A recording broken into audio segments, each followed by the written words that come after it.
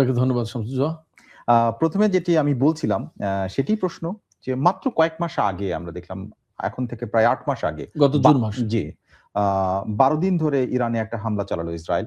সেই সময় আমরা দেখেছি অনেক সিনিয়র সামরিক বেসামরিক নেতাকে হত্যা করা হয়েছে, কিন্তু এবারে সরাসরি আলী খামেনিকে হত্যা করতে সমর্থ হওয়া, এটি আমার মনে হয় যে সমস্ত সমীকরণকে পাল্টে দিয়েছে।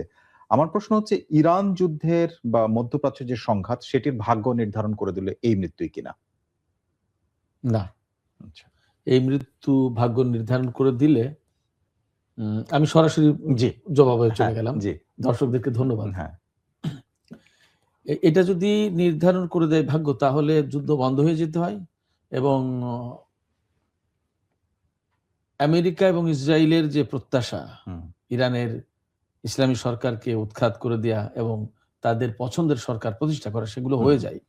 হুম, তাহলে এবং এইভাবেই ভাগ্য নির্ধারিত হওয়ার কথা। হুম, অথবা ইরান এবার যে যুদ্ধটা করছে তারও একটা লক্ষ্য আছে। হুম, ইরান কিন্তু পরিষ্কার করে বলেছে যে এবার যদি একটা গুলি ছোড়া হয় তাহলে সর্বাত্মক যুদ্ধ হবে, হুম, আঞ্চলিক যুদ্ধ হবে এবং এই যুদ্ধ হয়তো ওরা শুরু করবে, শেষ আমরা করব 2-3 দিন পরেই যে সিজফায়ার করা হবে, এটা আর হবে না।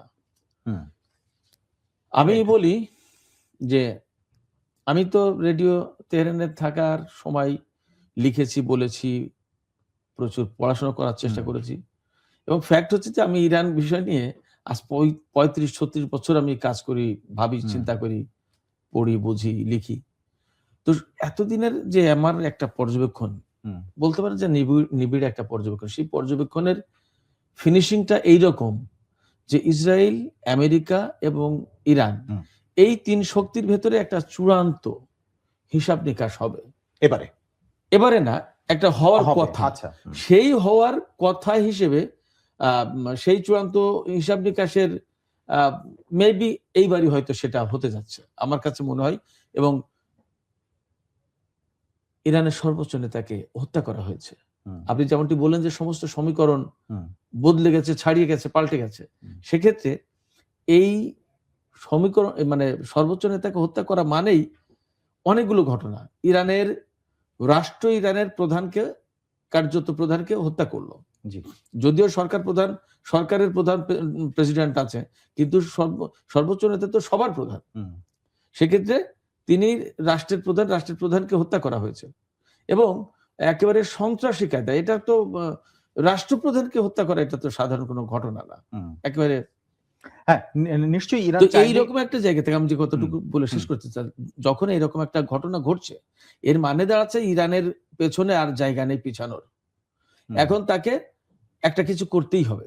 সেই একটা কিছু করার মানেই দাঁড়াচ্ছে যে ইরান এবং আমেরিকা এবং ইসরায়েলের সাথে ইরানের চূড়ান্ত বোঝাপড়া এইবারই হবে। নিশ্চয়ই, কারণ সরকার প্রধান এবং দেশের শীর্ষ নেতা যখন হত্যা করা হয় এবং তার নিজ কার্যালয়ে হত্যা করা হয়, এখন পর্যন্ত যে তথ্য পাওয়া গেছে, সেইটি হচ্ছে সর্বোচ্চ একটা সিম্পটম, একটা মানে চিহ্ন বলা যায়। এখন আমার প্রশ্ন হচ্ছে, পরবর্তী নেতা কে হতে পারে, যখন এইরকম তিনি তার জীবনের দীর্ঘ সময়ের প্রায় অর্ধেকটা সময় এই ইরানের সর্বোচ্চ নেতার পদে থেকে দায়িত্ব পালন করে আসছেন। এখন প্রশ্ন হচ্ছে, তার ছেলের কথা শোনা যাচ্ছে, মোজতবা খামেনি, এছাড়াও লারিজানি, যিনি ক্ষমতার কেন্দ্রে উঠে আসছেন, এই মুহূর্তে সিদ্ধান্ত গ্রহণের অনেকগুলো গুরুত্বপূর্ণ জায়গায় তিনি আছেন, এছাড়াও আরো অনেকের নাম উঠে আসছে। তা আপনি যেভাবে জানেন তাদের যে একটা কাঠামো, সেই কাঠামোর ভেতর থেকে আসলে কি প্রক্রিয়ায় পরবর্তী নেতা নির্ধারণ হতে পারে বা হয়?